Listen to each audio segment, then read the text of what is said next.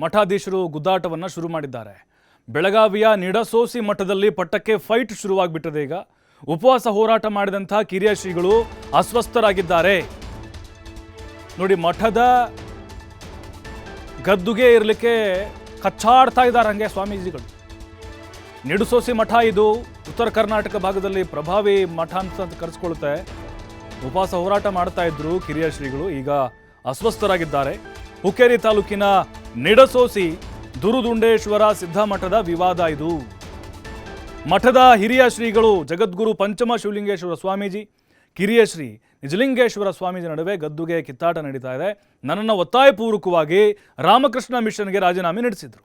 ಎಲ್ಲ ಅಧಿಕಾರ ಕೊಡುವ ಭರವಸೆಯೊಂದಿಗೆ ಕರೆ ತಂದಿದ್ರು. ಆದರೆ ಈಗ ನನಗೆ ಪಟ್ಟಾಭಿಷೇಕ ಮಾಡಿದ್ದು ಅಂಥೇಳಿ ಕಿರಿಯ ಶ್ರೀಗಳು ತಮ್ಮ ಅಳಲನ್ನು ತೋಡಿಕೊಂಡಿದ್ದಾರೆ.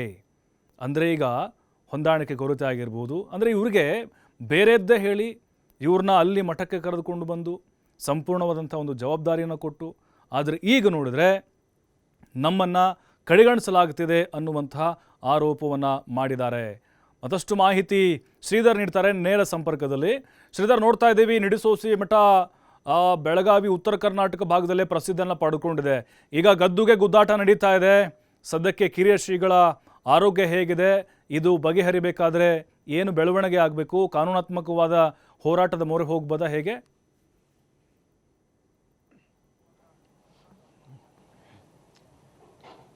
ಪ್ರಭು, ಈಗ ಉತ್ತರ ಕರ್ನಾಟಕದ ಸುಪ್ರಸಿದ್ಧವಾದಂಥ ನಿಡಸೋಸಿಯ ಏನು ದುರ್ದುಂಡೇಶ್ವರ ಸಿದ್ಧ ಸಂಸ್ಥಾನ ಮಠ ಏನಿದೆ, ಈಗ ಒಂದು ವಿವಾದಕ್ಕೆ ಎಡೆ ಮಾಡಿಕೊಟ್ಟಿದೆ ಅಂತ ಹೇಳ್ಬೋದು. ಪ್ರಮುಖವಾಗಿ ಈ ಒಂದು ಮಠದ ಪಟ್ಟಾಭಿಷೇಕದ ವಿಚಾರವಾಗಿ ಈಗ ಏನಂದರೆ ಅಧಿಕಾರಕ್ಕಾಗಿ ಹೀಗಾಗಿ ಹಿರಿಯ ಮತ್ತು ಕಿರಿಯ ಸ್ವಾಮೀಜಿಗಳ ಮಧ್ಯೆ ಈಗ ಮುಷ್ಕಿನ ಗುದ್ದಾಟ ಆರಂಭ ಆಗಿದೆ. ಪ್ರಮುಖವಾಗಿ ಏನಂದರೆ ಈಗ ಇರ್ತಕ್ಕಂಥ ಏನು ಶಿವಲಿಂಗೇಶ್ವರ ಸ್ವಾಮೀಜಿ ಏನಿದ್ದಾರೆ ಅವರೇ ಈ ಒಂದು ಮಠದ ಈಗ ಉತ್ತರಾಧಿಕಾರಿಯಾಗಿರ್ತಕ್ಕಂಥದ್ದು.